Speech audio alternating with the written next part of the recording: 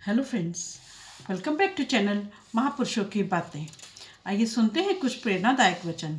ये वचन राधा स्वामी सत्संग व्यास द्वारा प्रकाशित पुस्तक संतमत प्रकाश भाग 2 में से लिए गए हैं। इस पुस्तक के पेज नंबर 109 पर हजूर महाराज बाबा सावन सिंह जी फरमाते हैं, जो सच्चे भक्त हैं वे परमार्थ से हटते नहीं। जिस तरह सूरमा हथियार लेकर लड़ाई के मैदान में जाता है, वह जिंदगी की आस नहीं रखता। उसका काम है मरना या मारना। पुराने जमाने में प्रथा थी कि जब स्त्री सती होने के लिए चिता पर बैठती थी, तब उसका काम था जल जाना। तब उसे दुनिया का लालच मोड़ नहीं सकता था। इसी तरह शिष्य को चाहिए नाम लेकर उसकी कमाई में लग जाए और जीते जी मरे। यहाँ स्वामी जी महाराज केवल उदाहरण के रूप में सती प्रथा का उल्लेख कर रहे हैं, जो उस समय में प्रचलित थे। इससे यह नहीं समझ लेना चाहिए कि वे या संत मत इस प्रथा के हकदार हैं, कि प्रथा के समर्थक हैं। अगर वह एक बार जीते जी मर जाए तो फिर वह कभी नहीं मरता, जन्म मरण में नहीं आता। बार बार मौत तो उनको आती है जो जीते जी अभ्यास नहीं करते। अगर सूरमा मैदान से भागता है तो वह बुजदिल और कायर कहलाता है। ऐसे नालायक का मांस कौवे भी नहीं खाते। अगर सती आग से डर कर भागती है तो हिंदू उसे घर में नहीं रखते थे। इसी तरह जब शिष्य गुरु की शरण में आ जाता है, फिर कमाई दिल लगाकर करे। अगर लड़ना है तो आगे को ही गिरे। ऐसी लड़ाई लड़ कि तेरे आगे कोई ना आए। यहाँ पर लड़ाई नफ्स यानी मन से है। काम क्रोध और के साथ लड़ाई है। अगर लड़ाई लड़नी है तो इनसे लड़ो। कहते हैं, पपीहा अपने प्रण पर कायम रहता है। वह बारिश का पानी नहीं पीता। कुएं, बावड़ी, दरिया, नहरें, तालाब भरे हों, वह प्यासा मर जाएगा, मगर वर्षा का ही पानी पिएगा।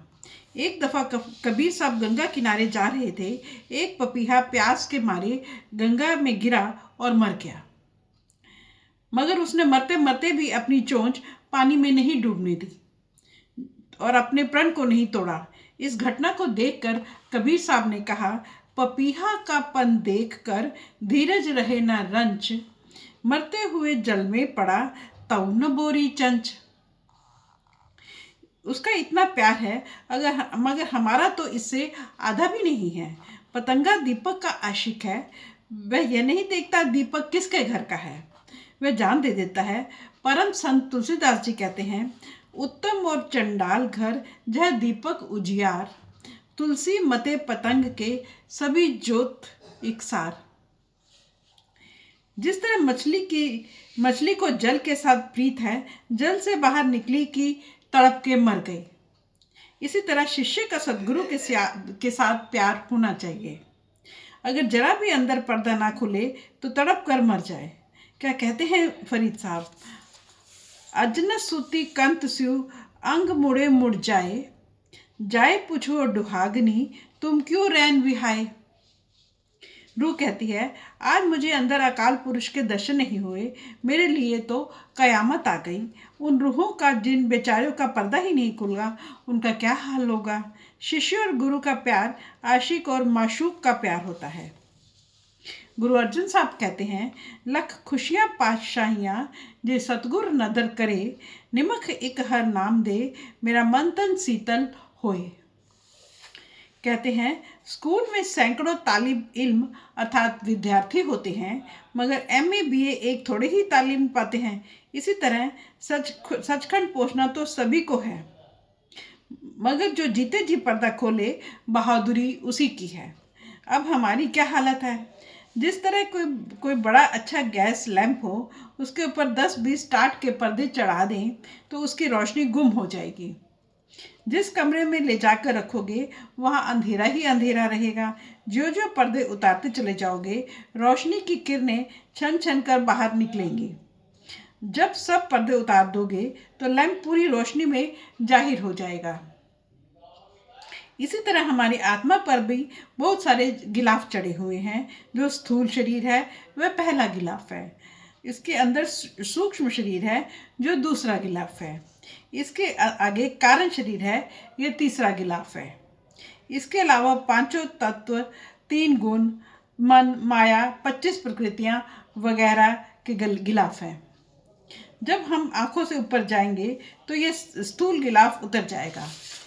जब हम तुरीय पद या सहस्त्र कवल में पहुंचेंगे तो सूक्ष्म गिलाफ उतर जाएगा। जब ब्रह्म में जाएंगे वहाँ कारण गिलाफ उतर जाएगा। पार ब्रह्म में जाकर कोई गिलाफ नहीं रहता। वहाँ जाकर आत्मा निर्मल हो जाती है। उस वक्त इसकी अपनी रोशनी 12 सूरज की होती है। यह स्थूल माया है। तुरीय पद या सहस्त्र कवल में सूक्ष्म माया है और ब्रह्म में कारण माया है। जब हम पार ब्रह्म में जाएंगे तो वहाँ एक तीर्थ है जिसे प्रयाग या त्रिवेणी कहा है। मानसरोवर और अमृतसर कहा गया है। उस तीर्थ में नहाकर इसके जन्म जन्मों के पाप नाश हो जाते हैं और तब वह गुरुमुख बनता है, मालिक से मिलने के काबिल होता है। सच्ची त्रिवेणी जहाँ गंगा, जमुना, सरस्वती मिलती है, आदमी के अंदर है। इसी तरह सच्चा अमृतसर भी अंदर है। महात्माओं ने अंदर देखा है, बयान किया है। लोगों ने बाहर नाम रख लिए हैं। अब कहते हैं कि यो तो हर एक के अंदर वह जौहर मौजूद है, लेकिन विरले आशिक ही पर्दा खोल पाते हैं। सहारनपुर के इलाके में पिराने कलियर नामक एक जगह है। वहाँ एक साईं भीख रहते थे। उनका एक शिष्य एक दिन बाजार से निकल रहा था और कहा जाता था, या भीख या भीख। उसके पास से एक काजी निकला। उसने पूछा, तू कौन है? कहने लगा कि भीख। तेरे मुर्शिद कौन है? भीख। तेरा रसूल कौन है? भीख। तेरा खुदा कौन है? भीख। काजी उसे पकड़कर मस्जिद में ले गया कि तौबा कर। कहता है, मेरा रब रसूल भीख ही है। उसने नाराज होकर फतवा लगा दिया कि ये काफिर है, इसे फांसी दे दो। पकड़कर अकबर बादशाह के पास ले गए। अकबर ने वही सवाल किए। उसने कहा कि मेरा जो कुछ भी है भीख ही है। अकबर समझ गया कि मुर्शिद के रंग में रंगा हुआ है। उस समय बारिश की बड़ी ज़रूरत थी। कहा कि भीख से कह दो कि बारिश करा दे। कहते हैं, पूछूंगा। अकबर ने कहा, जा पूछ कर आ, जल्दी आ। लोगों ने कहा, हजूर ये भाग जाएगा। बादशाह ने कहा, कोई फिक्र नहीं। 2 दिन बड़े जोर की बारिश हुई। हर जगह पानी ही पानी हो गया। वायदे के अनुसार वह तीसरे दिन आकर हाजिर हो गया। अकबर ने कहा, बारिश हो गई है? कहता है, हाँ, भीख ने करा दी है। पूछा कि भीख कौन है? कहता है कि मेरा मुर्शिद है। बादशाह ने 21 गांवों का पता लिख दिया और कहा कि यह अपने मुर्शिद को दे देना। शिष्य ने कहा, फना चीज़ मैं अपने मुर्शिद के पास नहीं ले जा सकता। खैर, बादशाह ने पता किसी और के हाथ लिखकर भेज दिया। वह शिष्य घूमता फिरता जब अपने पीर भीख के पास गया तो भीख ने कहा, जब तू मेरा ख्याल कर रहा था, तेरा ख्याल मुझ में था, मेरा ख्याल अपने मुर्शिद में था और उसका दरगाह में। उस वक्त अगर तू कहता कि मुझे वली बना दे या कुछ और बना दे, मैं सब कुछ कर सकता था। यह जो दुनिया है कौड़ियों के समान है। जो मनुष्य कौड़ियों से राजी हो जाए, उसे हीरे जवाहरात कौन दे? उसे वह दौलत कहाँ से मिले? जिस तरह मछली की प्रीत पानी के साथ होती है, ऐसे ही सद्गुरु और शिष्य की प्रीत है। कहते हैं, जिनका पर्दा खुल जाए, जो जीते जी ऊपर चढ़ जाएं, आत्मा का परमात्मा से मिलाप हो जाए, ऐसे आदमी दुनिया में थोड़े हैं, कोई विरले ही हैं। अब हजूर स्वामी जी महाराज कहते हैं, मैंने गुरु और शिष्य के प्यार का इशारा दे दिया है। जो खोजी है वो खोज लेंगे। सत्संग में एक बीबी प्रश्न करती है, महाराज जी, मुझे मोह बड़ा सताता है। महाराज जी उत्तर देते हैं, जहाँ मोह करोगी वहीं आना पड़ेगा। जिक्र है कि कबीर साहब एक गांव में गए। वहाँ एक बूढ़े को कहा कि नाम जपा कर। कहता है कि जी मेरे छोटे छोटे बच्चे हैं, उनकी शादियां हो जाएं। कबीर साहब चले गए। एक मुद्दत के बाद फिर आए और कहा, अब तो नाम जप। वह कहने लगा, इन बच्चों के भी छोटे छोटे बच्चे हैं, उनकी शादियां हो जाएं, फिर जपूंगा। कबीर साहब चले गए। जब फिर आए तब वह बूढ़ा मर चुका था। तब उन्होंने उसके घर वालों से पूछा कि वह यहाँ एक बाबा रहता था, उन्होंने कहा कि जी उसे मरे काफ़ी समय होगा। कबीर साहब जानते थे कि उसका बेटों पोतों और अन्य चीज़ों से बहुत मोह था। ऐसा आदमी मरकर कहीं नहीं जाता, वह वहीं आसपास ही रहता है। जब कबीर साहब ने अंतर्ध्यान होकर देखा तो पता लगा कि वह मरकर उसी गाय का बछड़ा बना हुआ है। जब वह 3 साल का हुआ तो अच्छा बैल बन गया। घर वालों ने उसे हल में खूब जोता। जब उनके काम का ना रहा तो उन्होंने गाड़ीवान को दे दिया। उसने भी उसे खूब जोता। जब उसके भी काम का ना रहा तो उसने तेली को दे दिया। तेली ने भी उसे खूब चलाया। जब उसके काम का भी ना रहा तो कसाई को दे दिया।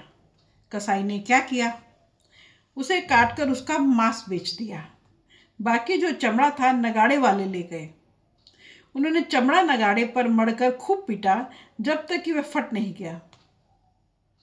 कबीर साहब ने तब कहा, बैल बने हल में जुटे, ले गाड़ी में दीन, तेली के कोल्हू रहे, पुनी घेर कसाई लीन, मांस कटा बोटी बिकी, चमड़न मड़ी नकार, कछु कर्म बाकी रहे, तिस पर पड़ती मार। Thank you friends.